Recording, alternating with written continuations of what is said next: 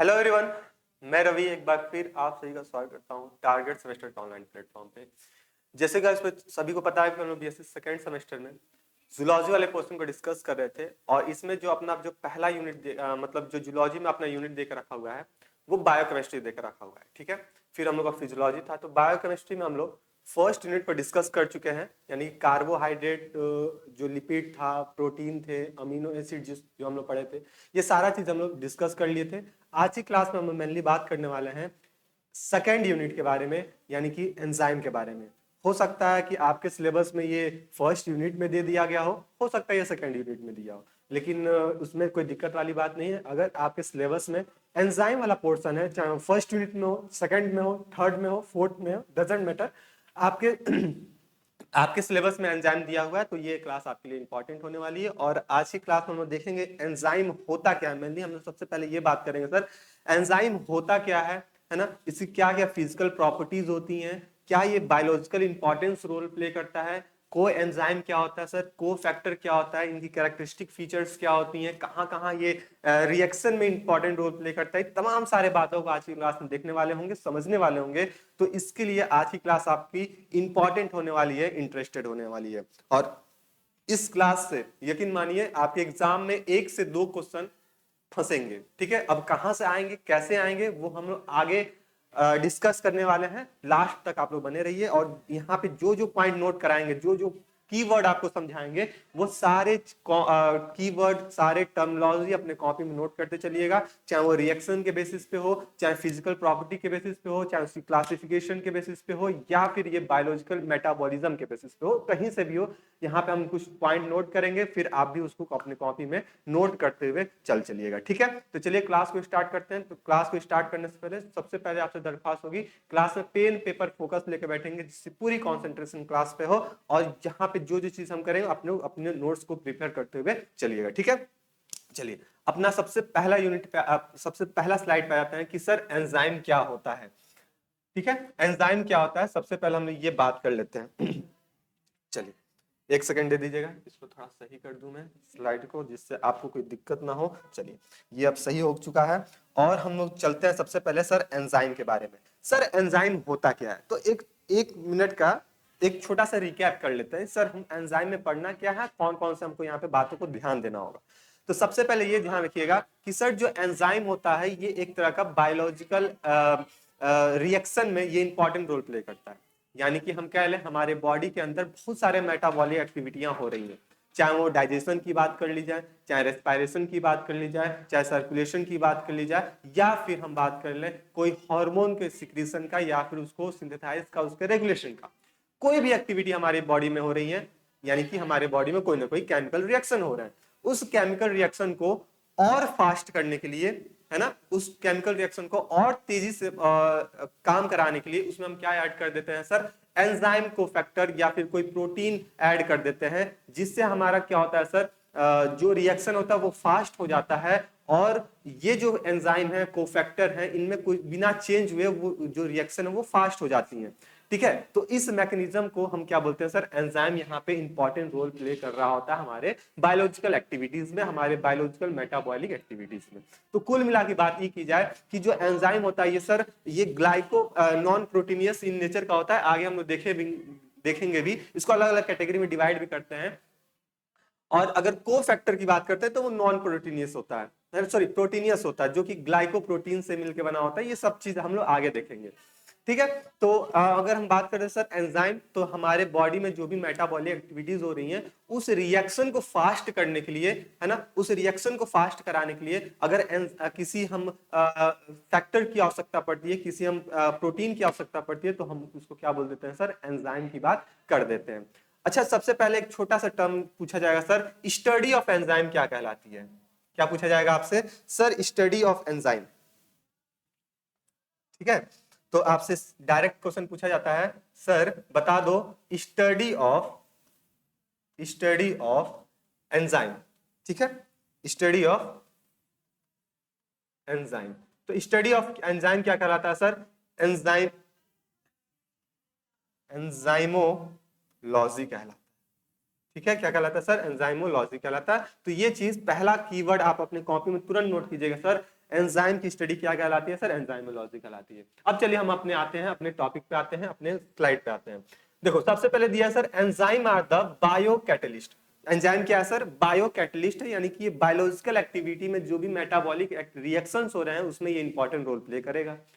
that increase the rate of chemical reaction without being changes to the overall process। मतलब हम पहले ये बात कर चुके हैं कि एक तरह का ऐसा कंपोनेंट होता है, ऐसा बायो कैटलिस्ट होता है जिसमें हमारे बॉडी में जो भी मेटाबॉलिक रिएक्शन हो रहे हैं उनमें ये मिल जाएगा, और मिलने के बाद क्या करेगा, जो रिएक्शन हो रहा है उसकी रेट को बढ़ा देगा, उसकी स्पीड को बढ़ा देगा। अब सपोज कीजिए कि पहले एंजाइम नहीं मिला हुआ था मतलब किसी रिएक्शन के साथ, किसी रिएक्टेंट के साथ, तो वो रिएक्शन परफॉर्म हो रहे थे तकरीबन 5 मिनट में। अब जैसे ये एंजाइम को फैक्टर या फिर कह लें बायो कैटलिस्ट ऐड हो जाता है इसके साथ, किसी भी रिएक्टेंट के साथ, तो वही रिएक्शन जो 5 मिनट में हो रहा था वही रिएक्शन अब 1 मिनट में हो जाएगा। यानी कि यहाँ पे क्या हो गया सर, रेट ऑफ रिएक्शन होने का, जो प्रोडक्ट फॉर्मेशन करने की जो प्रक्रिया थी वो क्या हो गई सर, तेज हो गई, वो क्या हो गई सर, बढ़ गई। ठीक है, तो ये चीज अगर हो जाता है तो with the help of enzyme के वजह से ये परफॉर्म होता है। हमारे बॉडी में बहुत सारे एंजाइम सिक्रीट होते हैं, बहुत सारे एंजाइम बनते हैं जो कि फूड को डाइजेशन में भी हेल्प करते हैं। जैसे हम बहुत सारे एंजाइम पढ़ते हैं, जैसे सलाइवा से बता लेते हैं सर, ट्रिप्सिन हो जाता है, सलाइवरी एमाइलेज हो जाता है, ठीक है, फिर पैनक्रियाटिक जूस हो जाते हैं, बाइल सॉल्ट, ये तमाम सारे क्या है सर, एंजाइम ही तो हैं जो कि फूड को डाइजेस्ट कराने में क्या कर रहे हैं सर, इंपॉर्टेंट रोल प्ले कर रहे हैं। अगर ये एंजाइम सिक्रीट नहीं होता तो जो हम लोग का जो खाना था वो जल्दी डाइजेस्ट नहीं होता, और जब जल्दी डाइजेस्ट नहीं होता तो जल्दी एब्जॉर्ब भी नहीं हो पाता, हमको जल्दी से एनर्जी भी नहीं मिल पाती। तो अगर ये एंजाइम सिक्रीट हो गए हैं, जिससे सपोज करो कार्बोहाइड्रेट खाएं हम लोग, है ना, कार्बोहाइड्रेट खाएं, तो आप लोग सुने होंगे सर, हम लोग फिजियोलॉजी में ही पढ़ेंगे इसको, कि जो कार्बोहाइड्रेट होता है माउथ से उसका डाइजेशन स्टार्ट हो जाता है ना। तो पहला ये फूड कंपोनेंट्स है जो माउथ से डाइजेशन स्टार्ट हो जाता है, उसको बोलते हैं कार्बोहाइड्रेट।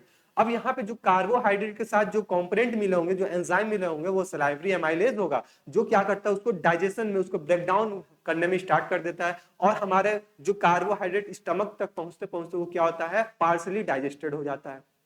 ये चीज होता है। तो सर जब तक एंजाइम नहीं मिला रहता तो क्या माउथ से ही डाइजेशन होना स्टार्ट हो जाता?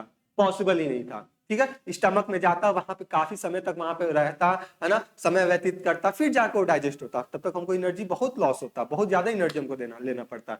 तो यहाँ पे हम एंजाइम की मदद से क्या करते हैं, हमारे बॉडी में जो भी केमिकल रिएक्शन होता है उस रेट को बढ़ जाता है, बिना इंटरचेंज किए हुए, बिना इसमें कुछ बदलाव किए हुए हमको क्या मिल जाता है सर, प्रोडक्ट मिल जाता है। यही एंजाइम का काम है, यही एंजाइम का धर्म सिद्ध अधिकार है। ठीक है, ये हो गया। अच्छा सर, अगर बात करें सर, ये जो एंजाइम होता है ये वर्चुअली बताएं तो और केमिकल रिएक्शन में मेडिएटेड एंजाइम होता है। जितने भी केमिकल रिएक्शन होते हैं हमारे बॉडी में, है ना, जितने भी मेटाबॉलिक एक्टिविटीज होती है हमारी बॉडी में, उस सभी मेटाबॉलिक एक्टिविटीज में कूद जाता है, इन्वॉल्व हो जाता है, हेल्प करने लगता है कौन, एंजाइम। एंजाइम एक तरह से मान के चलिए समाज सेवी होता है ना, जैसे आप आसपास में आपके कॉलोनी में या फिर आपके क्षेत्र में होते हैं ना समाज सेवी, उसी तरह एंजाइम भी क्या करता है, समाज सेवा का काम करता है, और जो भी रिएक्शन होगा उसके साथ मिलकर क्या कर देगा, रिएक्शन को परफॉर्म कराने लगेगा। सर पहली बात, एक चीज छोटी सी बात बताएं सर, आपको पता होगा सर मेटाबॉलिज्म, मेटाबॉलिक एक्टिविटी, आपको बोले सर, बहुत बार बोले सर मेटाबॉलिक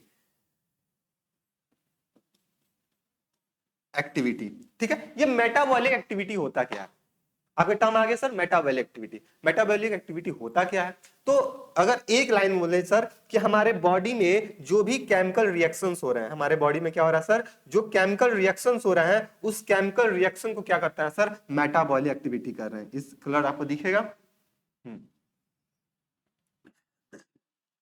बायोलॉजिकल रिएक्शन, ठीक है, इस बायोलॉजिकल रिएक्शन को क्या बोलते हैं हम लोग सर, मेटाबॉलिक एक्टिविटी कहते हैं। अब ये जो मेटाबॉलिक एक्टिविटी होता है सर, दो टाइप का होता है।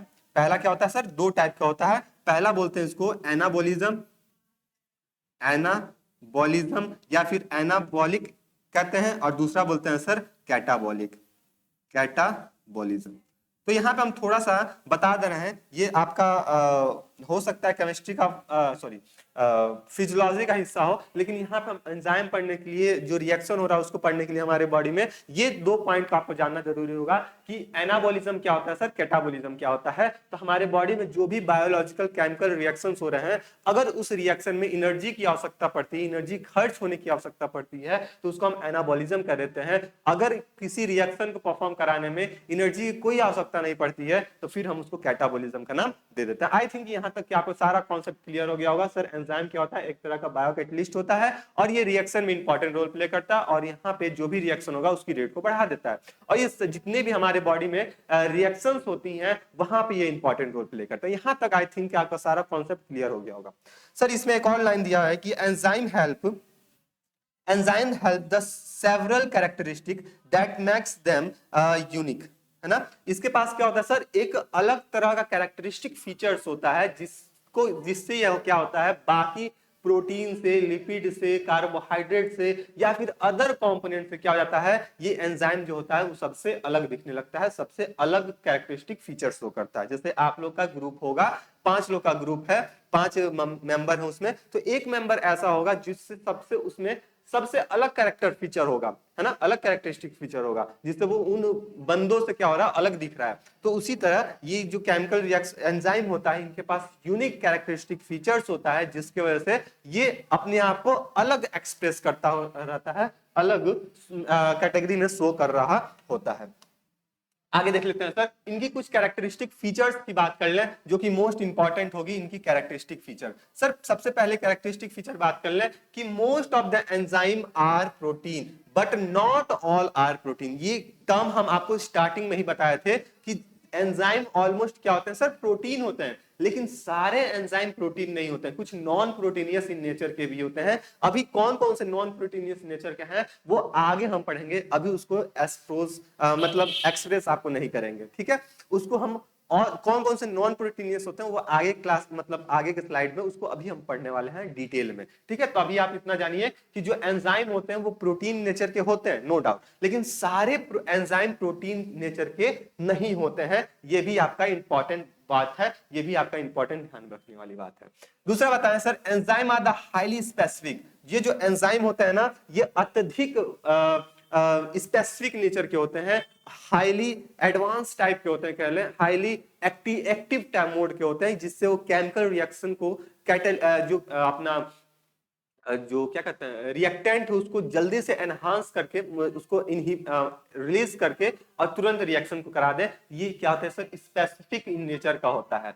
सर जो एंजाइम होता है ये एग्जिबिट करता है एनारोमस कैटालिटिक पावर को, ठीक है, यानी कि ये जो एंजाइम होता है अत्यधिक उत्प्रेरक शक्ति प्रदर्शित करता है, यानी कि अपने अंदर से अत्यधिक ऊर्जा को प्रवाहित करता है, जिसकी वजह से जो भी कैटलिस्ट है ना, या फिर जो भी आपका रिएक्टेंट है वो जल्दी से जल्दी फास्ट क्या कर ले, रिएक्शन करके अपना नया प्रोडक्ट बना दे। यानी कि हम स्टार्टिंग में बताए थे कि जो एंजाइम होता है ये जो भी केमिकल रिएक्शन है उसकी जो स्पीड होती है उसकी रेट को क्या कर देती है सर, बढ़ा देती है, इंक्रीज कर देती है। तो वो काम किसका होता है सर, एंजाइम का होता है। तो एंजाइम में ये 3 कैरेक्टर अभी हम लोग देखे कि क्या होता है सर, ये सारे प्रोटीन होते हैं लेकिन कुछ नॉन प्रोटीनियस नेचर के होते हैं, और ये एंजाइम क्या होता है, रिएक्शन के रेट को बढ़ाने में मदद करते हैं। अच्छा ये देखो उसका अब डायरेक्टली वे में क्या लिखा, इट इंक्रीज द,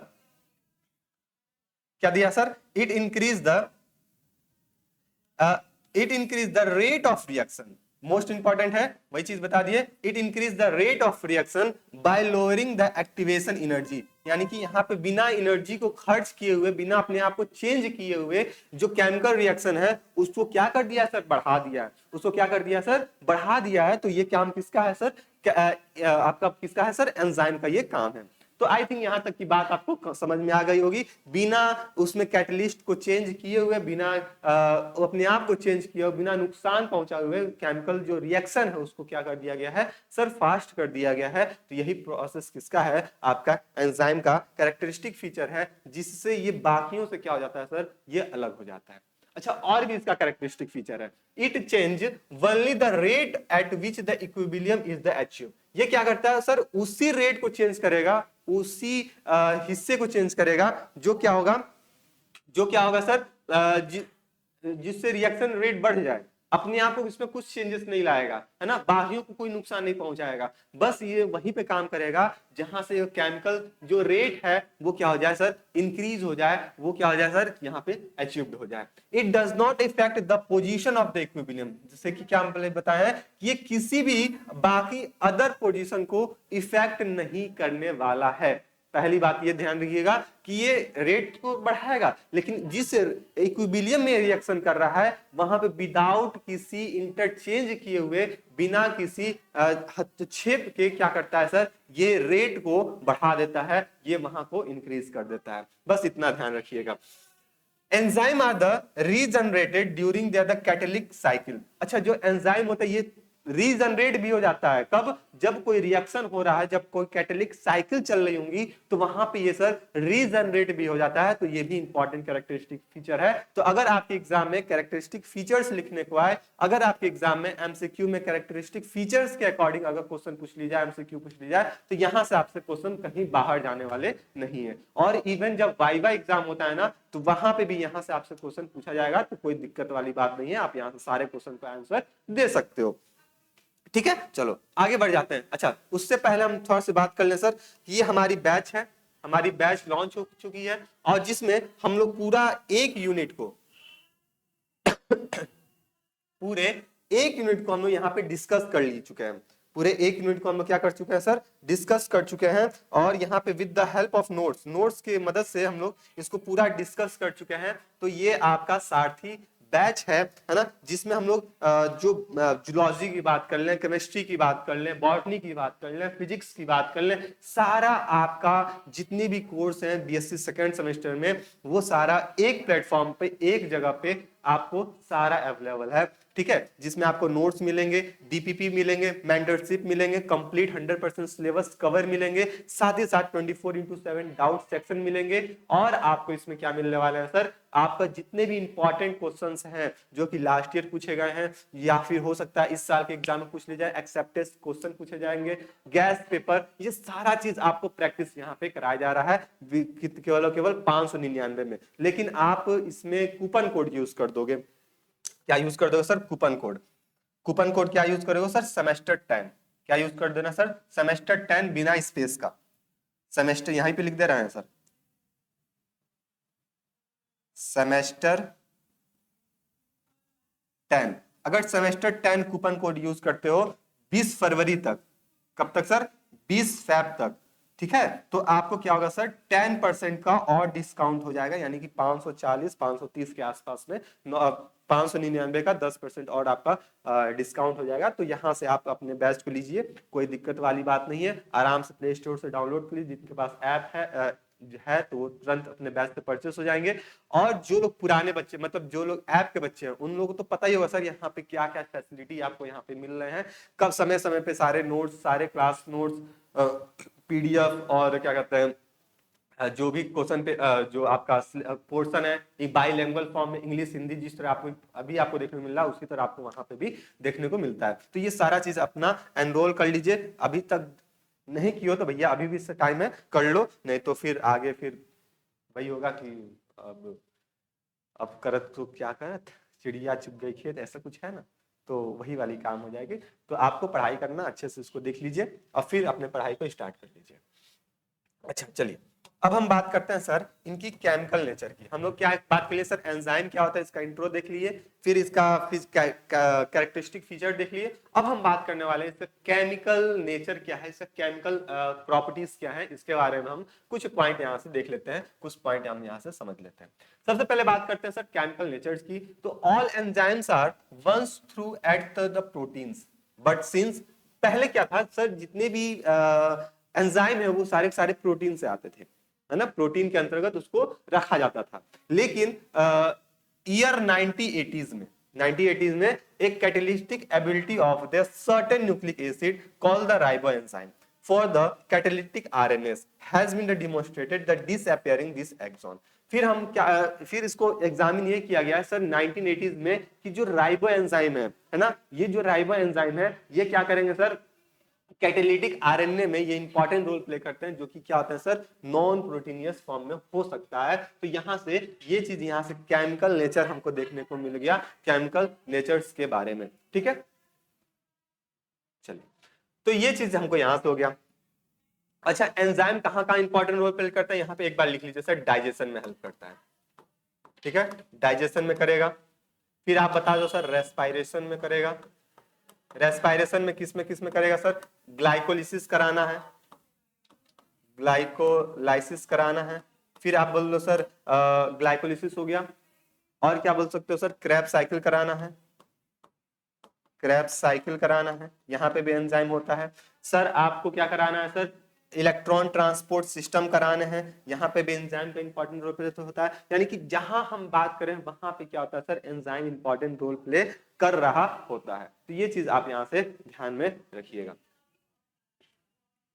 चलिए आगे बात करें सर, ये जो एंजाइम होता है इसको दो कैटेगरी हम लोग इसको डिवाइड कर सकते हैं, लेकिन क्लासिफिकेशन की नहीं बात कर रहे हैं, हमको स्टडी करने के लिए हमको दो कैटेगरी में डिवाइड कर सकते हैं। पहला होता है सर सिंपल और दूसरा conjugative enzyme.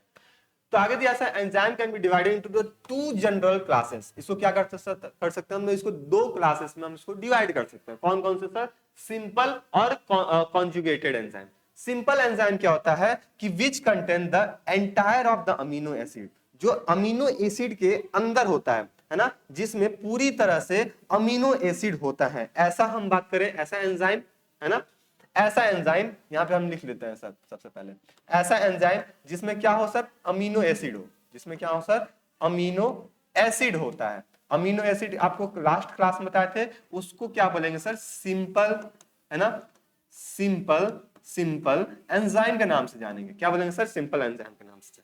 Sir amino acid क्या होता है सर, थोड़ा सा बता देते हैं, हम भूल रहे हैं, थोड़ा सा बता दीजिए सर, एकदम थोड़ा सा बता दीजिए, भूल रहे हैं थोड़ा। तो आपके लिए बताएं सर, जो अमीनो एसिड होता है ये क्या करता है, इसमें एक कार्बोक्सिलिक ग्रुप होता है, एटलीस्ट एक कार्बोक्सिलिक ग्रुप होगा, और क्या होगा सर, और इसके साथ एक होगा अमाइन ग्रुप।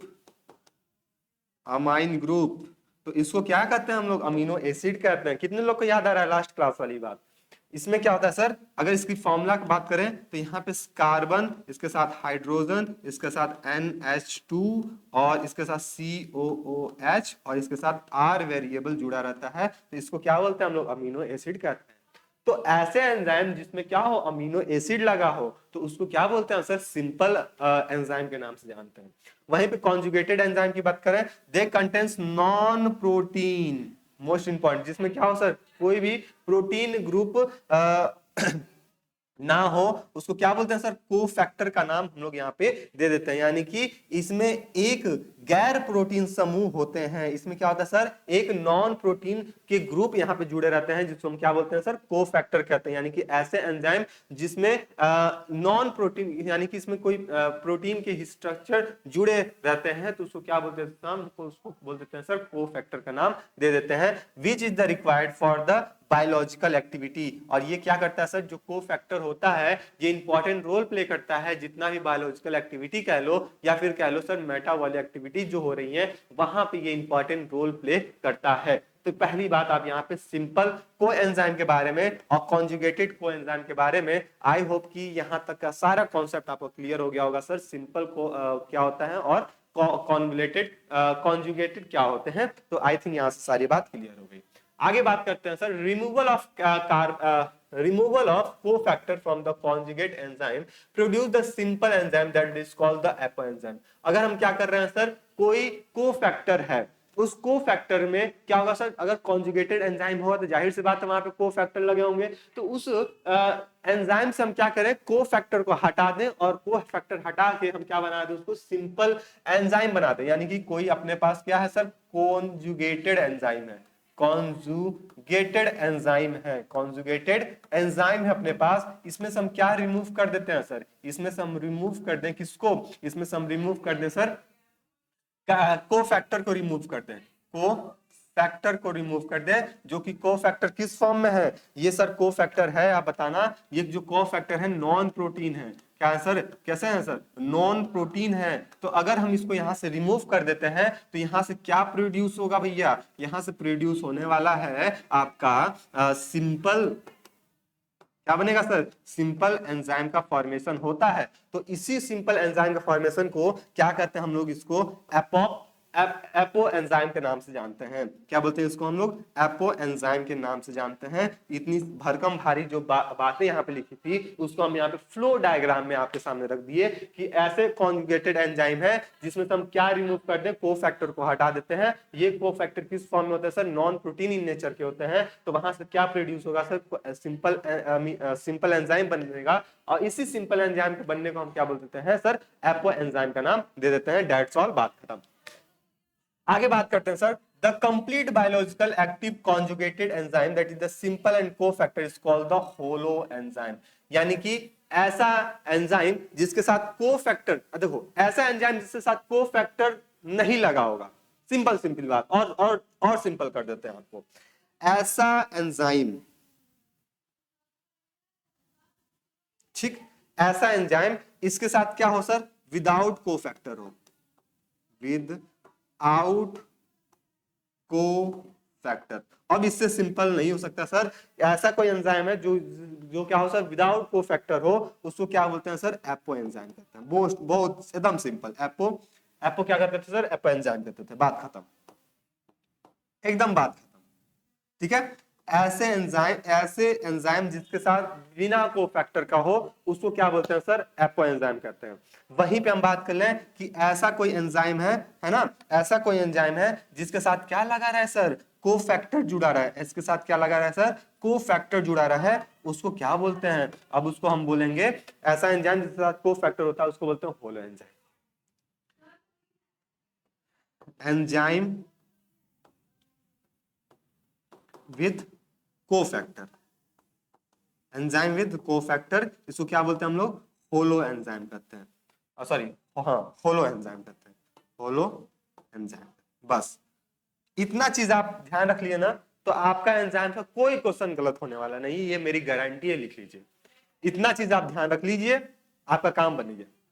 इसका इतना काम बन गया। अब इसके बाद डायरेक्ट आप क्लासिफिकेशन पढ़ने लगना, कोई दिक्कत वाली बात नहीं। लेकिन डायरेक्ट हम लोग नहीं चलेंगे, अब उसको हम धीरे धीरे और डिटेल करते हुए चल रहे हैं। ठीक है, क्लास अच्छी लग रही होगी तो क्लास को क्या करेंगे, सब कोई क्या कर देगा? अपने दोस्तों में शेयर कर देगा, पहली बात। और जितने लोग क्लास में अभी तक हो सारे लोग अटेंडेंस लगा दो। पहला, सबसे पहले अटेंडेंस लगा दो, क्योंकि क्लास में जब तक आते नहीं हो, अटेंडेंस लगता नहीं है, तब तक आज की क्लास को क्या करते हैं उसको, आपका जो अटेंडेंस होता है वो एब्सेंट हो जाता है ना। तो एब्सेंट ना हो तो क्लास में अटेंडेंस लगा दो। अटेंडेंस कैसे लगाओ सर? लाइक लगा के। लाइक लगा देना, हम समझ गए कि आपका अटेंडेंस लग गया। ठीक है, बात समझ में आई? और अपने दोस्तों को भी शेयर कर दो, भैया तुम भी आके अटेंडेंस लगा लो यहाँ पे। ठीक है, ये चीज बता दो। चलो आगे देख लेते हैं सर। तो यहाँ पे ये बात हो गई सर, एंजाइम के साथ अगर बिना कोफैक्टर के साथ है उसको एपो एंजाइम कहते हैं। अगर एंजाइम किसी कोफैक्टर के साथ है उसको होलो एंजाइम कहते हैं। दैट्स इट, बात खत्म। आगे चलते हैं। ये देखो, होलो एंजाइम क्या है सर? ऐसा एंजाइम जिसके साथ क्या लगा सर? कोफैक्टर लगा रहा है। जिसके साथ क्या लगा रहा है सर? कोफैक्टर लगा रहेगा। यहाँ पे हम, और वो जो फिगर हम वहां बनाए थे वही फिगर यहाँ पे। ऐसा एंजाइम जिसके साथ कोफैक्टर लगा रहा है, देखो कोफैक्टर लगा रहा है। और कोफैक्टर क्या है? ये आपका कोफैक्टर है। इसको क्या करते हैं हम लोग? इसको बोलते हैं सर होलो एंजाइम। यानी कि एंजाइम है आपका, एंजाइम है आपका, और इसके साथ क्या जुड़ा रहा है सर? कोफैक्टर जुड़ गया है, तो इसको क्या बोलते हैं हम लोग? होलो एंजाइम कहते हैं। बात खत्म, होलो एंजाइम। बस आगे बढ़ जाते हैं। अब देखो यहाँ पे, अब अच्छा, ये जो एंजाइम है आपका, ये जो स्पेशल टाइप का जो स्ट्रक्चर बना रहा है इसको क्या बोलते हैं सर? इसको हम बोलते हैं, इसको बोलते हैं सर एक्टिव एंजाइम। क्या बोलते हैं इसको? Active enzyme. इसी एक्टिव एंजाइम के साथ क्या होगा? कोई कोफैक्टर आके जुड़ेगा, कोई कोफैक्टर आके जुड़ने वाला होगा, तो इसी यहीं पे आके जुड़ेगा, ना कि यहाँ पे जुड़ेगा। इस वाले स्ट्रक्चर को बोलते हैं, इस वाले स्ट्रक्चर को बोलते हैं हम लोग, इसको क्या बोलते हैं? एपो एंजाइम कहते हैं। यानी कि ये इनएक्टिव फॉर्म में है। किस फॉर्म में सर? ये इनएक्टिव फॉर्म में है, तो इसको हम इनएक्टिव का नाम दे देते हैं। ठीक है। ये जो आपका बीच में जो स्ट्रक्चर देखने को मिल रहा है ये क्या होता है सर, एक्टिव साइट होता है। यहीं पे कोई भी सब्सट्रैक्ट आके क्या होगा, जुड़ेगा, इसके साथ ऐड हो जाएगा। देखो यहाँ पे कोई सब्सट्रैक्ट है, ये जो सब्सट्रैक्ट है ना, कोई एंजाइम है, इसके साथ आके जुड़ा और यहाँ पे क्या बना लिया सर, एंजाइम सब्सट्रैक्ट कॉम्प्लेक्स का फॉर्मेशन कर लिया, है ना। एंजाइम कॉम्प्लेक्स सब्सट्रेट का फॉर्मेशन कर लिया, ये एक्टिव साइट पे आके लग के, ठीक है। एक्टिव साइट पे, ये एक्टिव साइट है, इस एक्टिव साइट पे आके लग गया, ठीक है। तो बस यही है, एंजाइम है आपका, एंजाइम के साथ सब्सट्रेट लग जाता है तो ये क्या बन जाएगा सर, एंजाइम सब्सट्रेट कॉम्प्लेक्स का फॉर्मेशन कर लेगा, ठीक है। क्या बनेगा सर, ये क्या होता है सर, रिवर्सिबल रिएक्शन होता है, ये इंटरचेंजेस हो सकता है, यहां पे आप ध्यान में रखिएगा। आगे बात करते हैं सर कोफैक्टर और कोएंजाइम क्या होता है। पहले ही हम लोग देख लिए सर, कोफैक्टर ऐसा होता है जिसमें क्या होता है सर, ये नॉन प्रोटीनियस नेचर का होता है, जिससे एंजाइम जिसमें आपका कोफैक्टर जुड़ा रहता है, नॉन प्रोटीन जुड़ा रहता है, उसको क्या बोलते हैं सर, होलो एंजाइम कहते हैं, वही कोफैक्टर का काम करता है। Most enzymes required the small ion, बहुत सारे ऐसे एंजाइम होते हैं जो कि स्मॉल आयन के होते हैं, कहना या स्मॉल प्रोटीन के होते हैं, that help the functioning properly, उसको फंक्शन को प्रॉपर वे में परफॉर्म कराने के लिए क्या होता है, छोटे छोटे एंजाइम, छोटे छोटे प्रोटीन की आवश्यकता पड़ती है, जिसको हम लोग क्या बोलते हैं सर, कोफैक्टर के नाम दे देते हैं। कोफैक्टर या फिर coenzyme usually bind to the enzyme active sites and assist to the catalyze in their reaction. ये जो कोएंजाइम है, जो कोफैक्टर है, यहाँ पे नोट कर दे सर, कोएंजाइम की बात कर ले हम लोग, या फिर हम लोग बात कर लेते हैं सर कोफैक्टर की बात कर लेते हैं, ये कहां बाइंड होंगे सर, ये बाइंड होंगे सर एक्टिव साइट पे। कहां से बाइंड होंगे सर, एक्टिव साइट पे बाइंड होंगे, और किसके एक्टिव साइट पे बाइंड होंगे सर,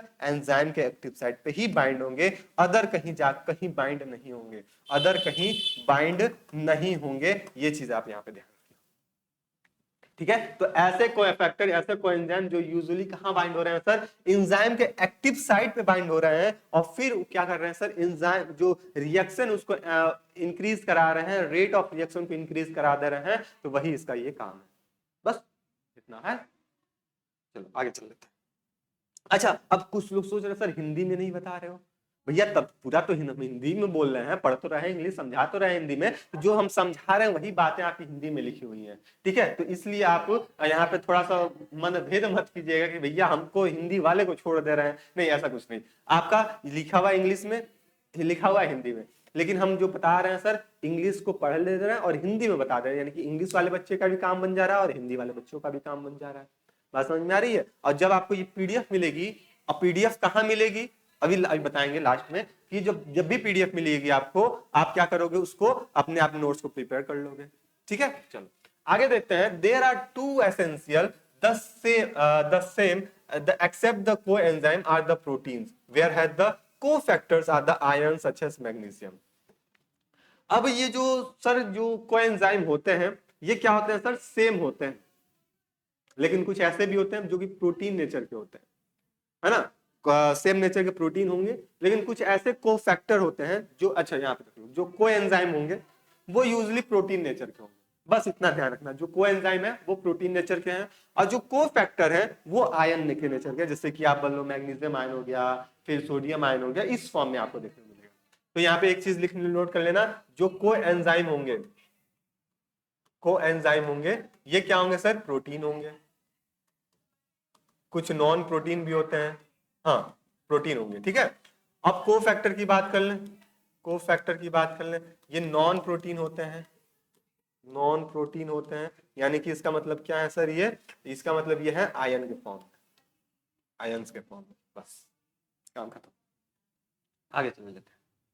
अब आता है सर कोफैक्टर, और डिटेल में देखते हैं कोफैक्टर क्या होता है। कोफैक्टर को डिफाइन करने के लिए बात की जाए तो any substances of the non protein, ये क्या होता है sir, cofactor non protein nature के होते हैं, that is required for a protein to exert biological activity, है ना, यानी कि ऐसा नॉन प्रोटीन होगा जो क्या करेगा, किसी भी रिएक्शन में इन्वॉल्व हो जाएगा, हेल्प करने लगेगा, और फिर उस बायोलॉजिकल एक्टिविटी को क्या कर लेगा सर, इंक्रीज कर देगा, उसकी रेट को बढ़ा देगा। ये क्या होता है सर, इसमें एसेंशियल आयन होते हैं, नॉन प्रोटीन है यानी कि इसमें एसेंशियल आयन होंगे, और इसमें एसेंशियल आयन क्या हो सकते हैं सर, मैग्नीशियम हो सकते हैं, ठीक है। ये चीज यहाँ पे ध्यान रखना।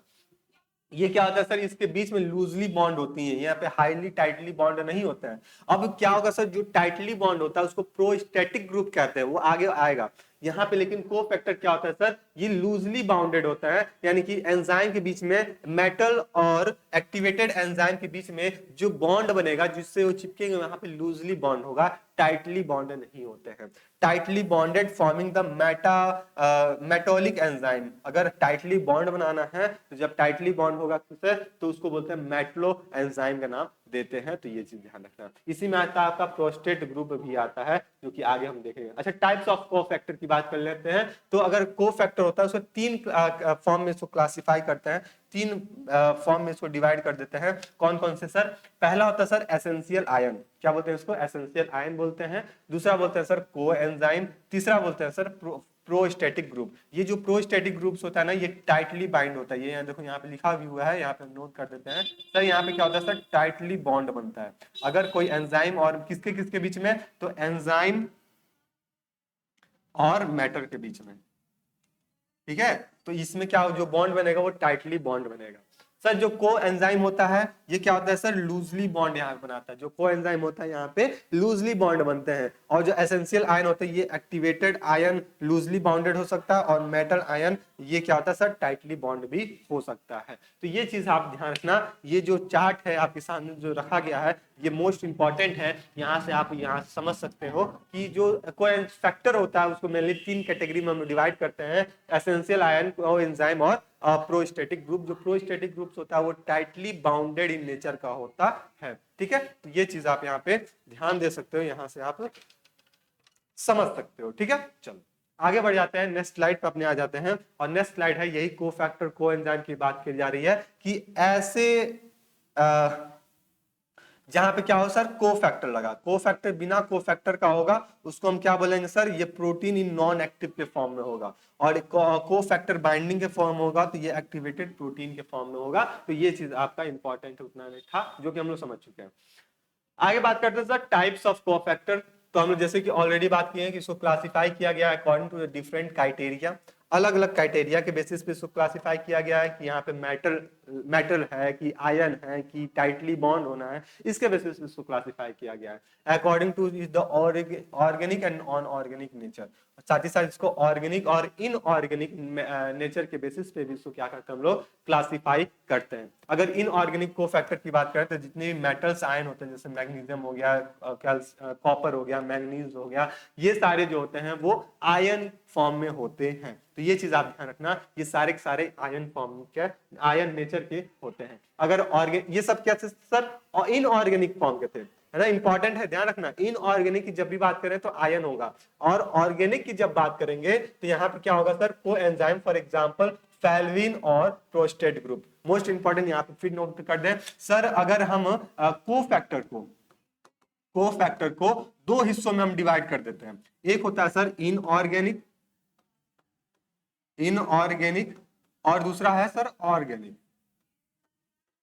ठीक है। ऑर्गेनिक कर दिए सर। जो इनऑर्गेनिक होता है ना, इसमें क्या आते हैं सर, मेनली आयंस आते हैं। क्या आते हैं सर, आयंस आते हैं। और जो ऑर्गेनिक होता है इसमें आपका आता है, इसमें क्या आता है भैया, ऑर्गेनिक में क्या आता है भैया, फिर बता दो। इसमें आता है सर प्रोस्टेट ग्रुप आ जाता है, प्रोस्टेट ग्रुप आता है। और साथ ही साथ प्रोस्टेट ग्रुप के साथ और क्या आता है सर, इसमें फेवरिन आता है ना, फेवरिन आता है। तो ये चीज आप यहाँ पे ध्यान रखना, फेवरिन और प्रोस्टेट ग्रुप अगर जुड़ा रहेगा तो ये ऑर्गेनिक कोफैक्टर के अंतर्गत आते हैं। और इनऑर्गेनिक की बात कर लें तो ये क्या आता है, इसमें आयंस आते हैं। और आयंस में भी आप बता सकते हो सर, इसमें मैग्नीशियम आ जाएगा, है ना, फिर आपका बता दो सर कॉपर आ जाएगा, फिर आप बता दो सर मैग्नीज आ जाएगा। तो ये चीज आप यहाँ से बता सकते हो, ये सब आयंस के अंतर्गत आते हैं। The differentiation between the coenzyme and the prostatic groups is the somewhat diffuse, and there are the authors who propose the use of only one of the two terms that is called the abundant to the each other। इन दोनों को आपस में हम लोग differentiate कर सकते हैं। हर लोग अलग अलग अपना अपना व्यू दिया, लेकिन हम लोग ये चीज बात ध्यान में रखें तो यहाँ से कोफैक्टर और आपका प्रोस्टेट कोएंजाइम और प्रोस्टेट ग्रुप को हम लोग क्या कर सकते हैं सर, डिफरेंशिएट कर सकते हैं। अब बात आती है सर कोएंजाइम की। कोएंजाइम की बात करें, ये क्या होता है सर, स्मॉल ऑर्गेनिक मॉडल्स होते हैं that are the link to the enzyme and who see the presence of the essential of the activity of the those enzyme. ये चीज हम यहाँ पे बात करेंगे। कोएंजाइम में बात करें तो ये टाइटली बॉन्ड बना रहा है। टाइटली बॉन्ड कब बनेगा, जब वो प्रोस्टेट ग्रुप से जुड़ा रहेगा। जब प्रोस्टेटिक ग्रुप से जुड़ा है तो ये टाइटली बॉन्ड बनाएगा। अगर कोएंजाइम लूजली बॉन्ड है तो वो किससे जुड़ा है सर, को सब्सट्रैक्ट से जुड़ा हुआ है। किससे जुड़ा हुआ है सर, को सब्सट्रैक्ट से जुड़ा हुआ है। तो फिर इसको क्या बोल देंगे, इसको हम बोल देंगे सर ये लूजली बॉन्ड बनाया हुआ है। तो ये चीज आप यहाँ पे ध्यान रखना। अच्छा, यहाँ पे हम बात कर लेते हैं सर, जो कोएंजाइम होता है, हाँ, जो कोएंजाइम होता है इसको हम डिराइव कर सकते हैं सर विटामिन के बेसिस पे भी। किसके बेसिस पे सर, विटामिन के बेसिस पे भी इसको हम लोग डिराइव कर सकते हैं। जैसे हम बात कर ले सर विटामिन B1 जिसको हम लोग थायमिन बोलते हैं। आई थिंक ये जो एक बार देखें, क्लियर दिख रहा है लेकिन उतना भी क्लियर नहीं है। लेकिन जब पीडीएफ क्लियर तो है, जब पीडीएफ आपको मिलेगा तो आपको और क्लियर दिखेगा। आई थिंक क्लियर दिख रहा होगा। जिनके फोन या सिस्टम में क्लियर नहीं दिख रहा है तो क्वालिटी थोड़ा इंक्रीज कर लीजिएगा, ये आपको क्लियर दिखने लगेगा। मेरे सिस्टम में एकदम क्लियर दिख रहा है, ठीक है। तो अगर विटामिन 1 की बात करते हैं तो थायमिन की बात करते हैं। इसमें जो कोएंजाइम होता है टीपीपी होता है। और यहाँ पे प्रोस्टेट रिएक्शन टाइप की बात कर लें तो ऑक्सीडेशन और ऑक्सीडेटिव डीकार्बोक्सिलेशन यहाँ पे हमको इसका नेचर देखने को मिलता है। वहीं बात कर रहे हैं सर B2 की, यानी कि राइबोफ्लेविन की बात करते हैं। यहाँ पे जो कोएंजाइम जुड़ा होता है FAD जुड़ा रहता है। और यहाँ पे अगर रिएक्शन टाइप की बात कर लें तो ऑक्सीडेशन रिडक्शन यहाँ पे हमको देखने को मिल जाता है। वहीं पे हम बात कर लें सर B3 की बात कर लेते हैं, जिसको पैंथोटर्नेट की बात करते हैं। यहाँ पे कोएंजाइम A की आवश्यकता होती है। यहाँ पे कोएंजाइम होता है और यहाँ पे एसिटाइल ग्रुप ट्रांसफरेज। इसी तरह आपका B3, B4, B6 होता है, B12 होता है ना। तमाम सारे और भी यहाँ पे आपका विटामिन दिए हुए हैं जो यहाँ पे कोएंजाइम से डिराइव्ड हुए रहते हैं। तो आई थिंक ये जो आपका चार्ट है ये इंपॉर्टेंट है ना। यहाँ पे स्टार लगा लीजिए, यहाँ पे स्टार लगा लीजिए। ये एग्जाम में आपसे क्वेश्चन यहाँ से पूछे जाएंगे। तो जब भी ये क्वेश्चन पूछे जाए तो आप यहाँ से बता सकोगे। तो इस चार्ट को अच्छे से प्रिपेयर कर लेना, अच्छे से इसको अपने कॉपी में उतार लो, ठीक है। तो फिर जिससे आपके एग्जाम में क्या होगा, कोई दिक्कत वाली बात ना हो।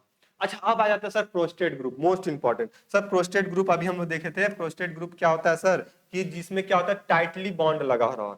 किसमें लगा सर, टाइटली बॉन्ड अगर लगा है तो इसको क्या बोलते हैं सर, प्रोस्टेट ग्रुप क्या कहते हैं, टाइटली बॉन्ड जुड़ा हो। टाइटली बॉन्ड होगा तो उसको क्या बोलेंगे सर, हम लोग प्रोस्टेट ग्रुप कहेंगे। तो यहाँ पे दिया है sir, prostate groups are the tightly bond to the enzyme and participated in the catalytic cycle of the coenzyme. यानी कि देखो भैया, पेन गिरा है, ये क्वेश्चन एग्जाम में आएगा, यहाँ पे इंपॉर्टेंट लगा लो। ये पेन गिरा है यानी कि ये क्वेश्चन एग्जाम में आएगा, यहाँ पे इंपॉर्टेंट लगा लो, स्टार लगा लो। ये क्वेश्चन आने वाला है, नो डाउट ये क्वेश्चन आपका आने वाला है।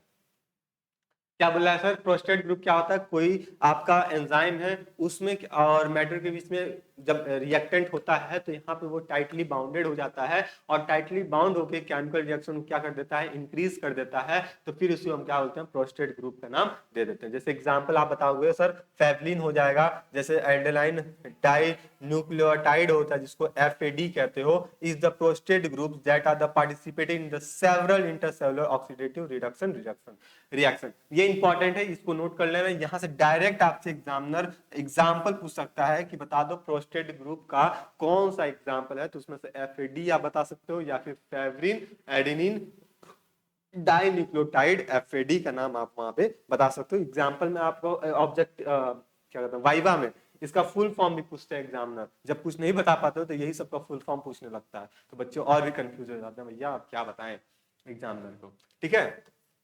अब बात करें sir, during the catabolic cycle, catalytic cycle of the enzyme succinate dehydrogenase. क्या बात कर रहे हैं सर, सक्सिनेट डिहाइड्रोजिनेज, साथ ही साथ FAD accept 2 electron from the succinate. यह क्या करता है, जब ये कैटाबॉलिक रिएक्शन होता है, मेटाबॉलिक एक्टिविटीज होती हैं, बायोलॉजिकल रिएक्शन होते हैं, उस दौरान जो सक्सिनेट डिहाइड्रोजिनेज होगा, FAD होगा, ये दो इलेक्ट्रॉन्स को रिसीव करेगा। कहां से सर, सक्सिनेट से रिसीव करेगा। और क्या एल्डिंग कर देगा sir, formate and formatted has the produce and क्या करेगा सर,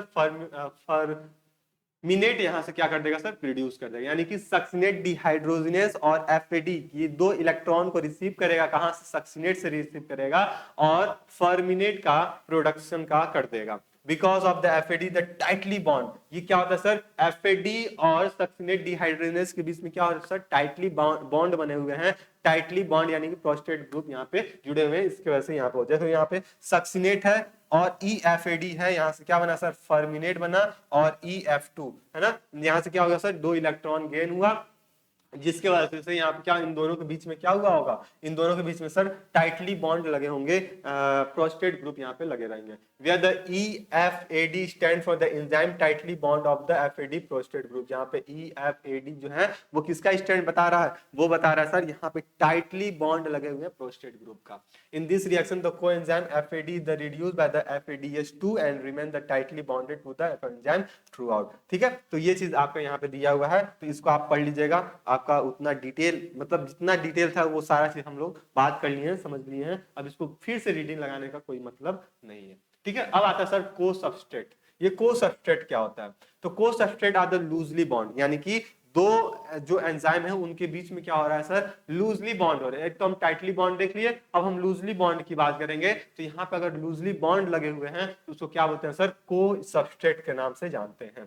ठीक है, जहां पे क्या, जिसकी रिक्वायरमेंट यहाँ पे हमको स्मॉल अमाउंट में एंजाइम की रिक्वायरमेंट देखने को मिलती है, तो ये चीज यहाँ पे होगी। ठीक है, अब जैसे यहाँ पे बात करें सर, जो मॉलिक्यूल्स ऑफ द निकोथायामाइन है ना, एडेनिन डी क्लोराइड, जिसको NAD के नाम से जानते हो, एक्ट हैज द को substrate in the oxidative reduction reaction. यहाँ पे क्या करता है, ऑक्सीडेशन रिडक्शन में ये इंपॉर्टेंट रोल प्ले करता है। तो यहाँ किस में कर रहा है सर, जितने भी सिट्रिक एसिड साइकिल होता है, ये जो सिट्रिक एसिड साइकिल होता है या फिर क्रेब साइकिल होता है, उसमें जो बॉन्ड बनते हैं, ठीक है, उसमें जो एंजाइम के साथ जो बॉन्ड बनेगा वो बनता है सर आपका को सबस्ट्रेट के फॉर्म में। तो ये चीज आप देख लेना।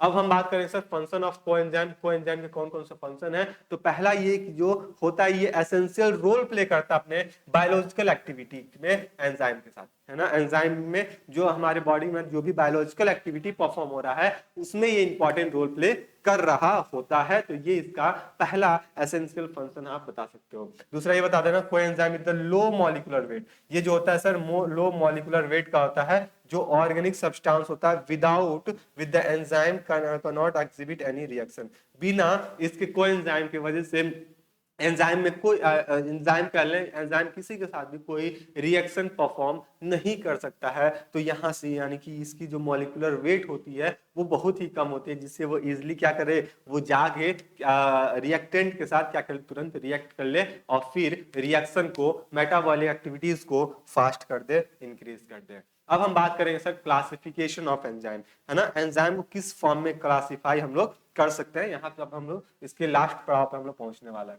एंजाइम की क्लासिफिकेशन बात करता हूं on the based on the reaction of the catalyst, है ना, इनके रिएक्शन के कैटलिस्ट के बेसिस पे हम क्या करते हैं, इसको हम लोग क्लासिफाई कर देते हैं। Usually the enzymes are the named by the adding of the specific age, है ना, इसमें क्या जो सफिक्स है ना, सफिक्स एज के ऐड होने से, है ना, प्रत्यय एस के ऐड होने से यहाँ से नाम हमको मिल जाता है। They are the substrate or the words describing the other activities। जैसे हम बात कर ले सर यूरिएज, है ना, यूरिया है उसमें हम एज लगा दिए, यूरिएज हो गया। ये कैटलिस्ट होता है hydrolysis of the urea, urea को हाइड्रोलाइज करके हम क्या बना देते हैं, उसको यूरिएज का फॉर्मेशन कर देते हैं। उसी तरह डीएनए पॉलीमरेज की बात करते हैं, ये भी क्या होता है, कैटालाइजर होता है एक तरह से आप एंजाइम का। ठीक है, तो एंजाइम को हमको बनाना है, तो लास्ट में क्या करेंगे, प्रत्यय फॉर्म में, एक होता उपसर्ग एक होता प्रत्यय, तो प्रत्यय में हम क्या लगा देंगे सर, ASE लगा रहे तो पहचान जाना ये क्या है सर, एंजाइम है। लास्ट में, है ना, क्या ये कहाँ लगा रहेगा सर, लास्ट में लगा रहेगा, लास्ट में। ठीक है, तो ये अगर लगा रहा है तो बता देने तो क्या है, ये सर एंजाइम है। जैसे यूरिएज हो गया, डीएनए पॉलीमरेज हो गया। Many enzymes have the common names that provide the little information about the reaction। बहुत सारे ऐसे एंजाइम होते हैं जिसमें बहुत छोटा कम नाम है, जिसमें हमको कुछ ही इंफॉर्मेशन मिल पाता है उनकी कैटालाइज के बारे में। जैसे कि हम बात कर रहे हैं ट्रिप्सिन की बात कर लेते हैं, प्रोटियोलिटिक एंजाइम की बात करते हैं जो सिक्रीट होता है अपने पैनक्रियाज से। ये सब क्या होता है, कुछ और भी एंजाइम आपके पास दिया गया है। Rules of the nomenclature. अब एंजाइम का नामकरण करना है तो कौन कौन सा हम रूल इस्तेमाल कर सकते हैं। इसमें से सबसे पहले बात करें कि 1961 में international union of biochemistry, most important है, इसको नोट कीजिए और ये ईयर भी अपने कॉपी में नोट कीजिए, ठीक है, जिसको क्या बोलते हैं IUB कहते हो, IUB। कब किया था? 1961 में, ठीक है, 1961 में, यानी कि international union of biochemistry frame rules for the nomenclature of the classification of enzyme. Enzyme को क्लासिफाई करने के बाद उसका कौन कौन से रूल के हिसाब से इसको हम क्या कर देंगे, नाम देंगे, नोमेनक्लेचर करेंगे। तो ये कौन बताया था? IUB बताया था, यानी कि इंटरनेशनल यूनियन ऑफ बायोकेमिस्ट ये बताया था। अब फीचर इसकी बात कर लेते हैं कि each major classes is divided into the subclass. जितने भी क्लास होंगे उसको हम क्या करेंगे, सब क्लासेस में डिवाइड करेंगे, ये अपना इंपॉर्टेंट होगा। ईच सब class is the further divided into the सब क्लासेस, सब क्लासेस, जितने भी सब क्लास होगा उसको हम फर्दर फिर से डिवाइड कर रहे होंगे सब क्लासेस में। यानी कि पहला ये बता दें कि जितने भी क्लासेस हैं उसको सब क्लास में डिवाइड करेंगे। दूसरी बात ये है कि जितने भी सब क्लास हैं उसको फर्दर सब क्लास में डिवाइड करेंगे। तीसरी बात ये है कि जितने भी एंजाइम है उसको स्पेसिफिक कोड के नंबर के साथ उसको बताएंगे, यानी कि जो भी एंजाइम होगा उसका एक स्पेसिफिक कोड नंबर होगा, है ना, स्पेसिफिक कोड होगा, तो उसके बेसिस पे हम इसको बताएंगे। फिर बताएं, अब ये जो कोड नंबर है इसको क्या बोलते हैं? एंजाइम कमीशनल नंबर के नाम से जानते हैं, EC नंबर, है ना, EC नंबर। ये क्या है सर? स्पेशल कोड है, स्पेशल कोड है कौन? आपका EC नंबर। हर एंजाइम का अलग अलग क्या होता है? EC नंबर होता है, आपका एंजाइम कमीशनल नंबर होता है, ये चीज आप ध्यान रखना। All enzyme have been classified into the 7 major classes. जितने भी एंजाइम है उसको 7 मेजर क्लासेस में इसको क्या करते हैं? क्लासिफाई करते हैं, जैसे ऑक्सीडेज, ट्रांसफरेज, रिडक्टेज, इस सब फॉर्म में, ठीक है। EC number consist of the 4 digit. अब ये जो एंजाइम कमीशन नंबर होता है ये कितने नंबर डिजिट का होता है सर? 4 डिजिट का होता है, जो कि हर पीरियड को हर ग्रुप से क्या करता है? सेपरेट करने का काम करता है। Each digit in the EC number is the indicated है the specific category in the classification. और ये जितने डिजिट होते हैं ये स्पेसिफिक कैटेगरी रिकॉग्नाइज करते हैं, जिससे क्या होता है? इजिली ये क्या हो जाता है सर? क्लासिफाई हो जाता है। फॉर एग्जांपल जो अल्कोहल डिहाइड्रोजिनेज की बात करें तो इसकी इलेक्ट्रॉनिक नंबर होगी, सॉरी एंजाइम EC नंबर होगी, वो 11111 की होगी, जिससे ये अलग ग्रुप में क्या हो रहा है सर? क्लासिफाई हो रहा है। आई थिंक ये बात आपको समझ में आ रही होगी। अब हम डायरेक्ट चलते हैं इसकी क्लासिफिकेशन के ऊपर। जो सबसे पहला है oxidase, transferase, hydrolase, lipase, isomerase, ligase और ट्रांसपरेज। ये आपका क्या होता है सर? क्लासिफिकेशन होता है। ये सबसे पहले हम बात कर लें ऑक्सीडो रिडक्टेज की बात कर लेते हैं। सबसे पहले किसकी बात कर लें सर? ऑक्सीडो रिडक्टेज की बात कर लें तो यहाँ पे क्या होता है सर? यहाँ पे ऑक्सीडेशन रिडक्शन की प्रक्रिया देखने को मिलती है, यानी कि यहाँ पे हमको क्या देखने मिलेगी? ऑक्सीडेशन और रिडक्शन की प्रक्रिया हमको देखने को मिलेगी। इसमें इस रिएक्शन में क्या इन्वॉल्व होगा सर? ट्रांसफर ऑफ प्रोटीन और इलेक्ट्रॉन की बात की जाएगी, और इलेक्ट्रॉन और प्रोटीन की ट्रांसफर की बात की जाएगी उनकी सबस्ट्रेट के बीच में। जैसे कि आपका ये इथेनॉल है, ये अल्कोहल का फॉर्मेशन हो गया, यहाँ पे ऑक्सीडेशन रिडक्शन का प्रोसेस अपनाया जाए। ये केमिस्ट्री में आप लोग इसको डिटेल में पढ़े होंगे, ठीक है। ट्रांसफरेज की बात करते हैं तो ट्रांसफरेज में जो कैटलिस्ट होगा वो ट्रांसफर करेगा फंक्शनल ग्रुप को सबस्ट्रेट ग्रुप के साथ, यानी कि जो भी फंक्शनल ग्रुप है वो सबस्ट्रेट ग्रुप के साथ क्या कर लेगा सर? ट्रांसफर करने का काम करेगा, उसको क्या बोलते हैं सर? ट्रांसफरेज का नाम दे देते हैं। आगे बात कर लेते हैं सर हाइड्रोलेज की। यहाँ पे क्या होगा सर? ब्रेक डाउन होगा। यहाँ पे क्या होगा सर? ब्रेक डाउन होगा, और ब्रेक डाउन होके यहाँ से क्या निकलेगा? यहाँ से H2O बाहर निकलेगा। क्या निकलेगा सर? H2O बाहर निकल रहा होगा, फंक्शनल ग्रुप से H2O बाहर यहाँ से निकल रहा होगा, जैसे लाइपेज हो गया, एमाइलेज हो गया, पेप्टेज हो गया, तो इसको क्या बोलते हैं सर? हाइड्रोलेज का नाम दे देते हैं। फिर लाइपेज की बात करें तो lipase catalyze addition of the group. यहाँ पे क्या होगा सर? डबल बॉन्ड के साथ यहाँ पे ग्रुप की एडिंग की जाएगी। तो जब ग्रुप की एडिंग की जाएगी, functional formation of the double bond, है ना, to removal of the this groups, तो उसको क्या होता है सर? लाइपेज कहते हैं। जैसे फ्यूमेरेज हो गया, डीकार्बोलेज हो गया, ये सारे एंजाइम आप याद करके रखिएगा और ये ध्यान रखिएगा किस ग्रुप से ये बिलोंग कर रहा है। फिर आपका आता है सर आइसोमरेज। आइसोमरेज में क्या होता है सर? ट्रांसफर ऑफ ग्रुप की बात की जाती है within the molecules to yield the isomeric reaction.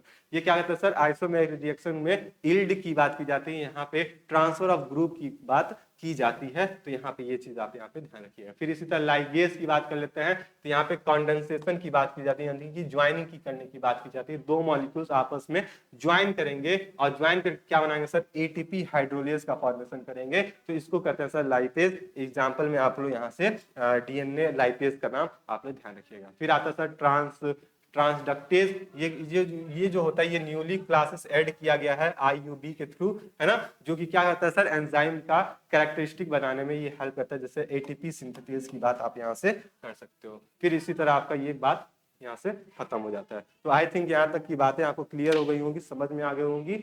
यहाँ पे जो भी चीज बताई गई थी एंजाइम के बारे में, ये आपके लिए सफिशिएंट है, आपके एग्जाम के पॉइंट ऑफ व्यू से इनफ था। ठीक है, अब क्या करना है सर, पहली बात कि जितने लोग अभी तक बैच से नहीं जुड़े हो, जितने लोग बैच से नहीं जुड़े हो, सबसे पहले क्या करो, टारगेट गुरुकुल मोबाइल ऐप को डाउनलोड करो और यहाँ से क्या करो, बैच को इसको परचेज कर लो। कूपन कोड यूज कर लेना आप सेमेस्टर 10, जैसे सेमेस्टर 10 यूज करोगे अप टू 20 फरवरी तक आप इसका कूपन कोड को यूज कर सकते हो, कूपन सेमेस्टर 10 का यूज करके, ठीक है, जिसमें आपको इंस्टेंट 10% का और डिस्काउंट हो जाएगा, 540 के आसपास में इसका प्राइस पड़ जाने वाला है, जो कि लिए आपके लिए सफिशिएंट होगा। ये जो बैच होगा जब तक आपका एग्जाम खत्म नहीं होगा तब तक ये रहने वाला है आपके फोन में, आपके सिस्टम में, ठीक है। तो ये चीज ध्यान रखना। और यहाँ पे जितने भी कंटेंट दिए जाते हैं सारे सारे बाइलैंग्वेज फॉर्म में होते हैं, इंग्लिश हिंदी दोनों में होते हैं, जिससे आपको इजी रहता है पढ़ने में। अब कुछ लोग बच्चे सोच रहे होंगे सर पीडीएफ कहाँ मिलेगा, तो आपका जो पीडीएफ है सारा पीडीएफ आपको बैच में यहीं पे मिलने वाला है, 60 बैच में मिलने वाला है आपका पीडीएफ, ठीक है। दूसरी बात ये कि आप लोग जितने लोग अभी क्लास में हो सब लोग अपना इंश्योर कर लो कि हम अटेंडेंस लगा दिए हैं, ठीक है, लाइक के माध्यम से, और अपने दोस्तों में भी इसको शेयर कर दो। और डिस्क्रिप्शन बॉक्स में आपको व्हाट्सएप ग्रुप की लिंक दी गई है, ठीक है, व्हाट्सएप ग्रुप की लिंक दी गई है, मोस्ट इंपॉर्टेंट है। लिंक से जुड़ जाओ और वहां से जैसे लिंक से जुड़ मतलब ग्रुप से जुड़ जाओगे तो वहां पे आपको डेली नोटिफिकेशन मिलेगा सर कि ऐप में कब क्लासेस लाइव चल रही हैं, कब ऐप में आपका प्रैक्टिस सेशन चल रहा है, कब डाउट सेक्शन है, ये सारा चीज आपको वहां पे अवेलेबल होता रहेगा, ठीक है। तो आप ग्रुप से मत जुड़ना मत भूलना, सभी लोग ग्रुप से जुड़ जाओ।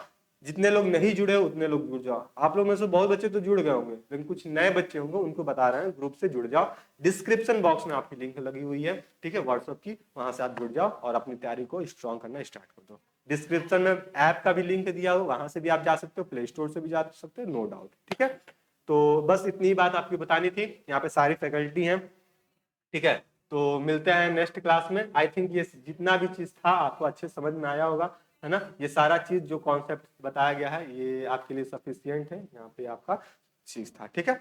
मिलते हैं नेक्स्ट क्लास में, तब तक के लिए स्टे रहिए, मस्त रहिए, अपनी तैयारी को और मजबूत करते रहिए। धन्यवाद।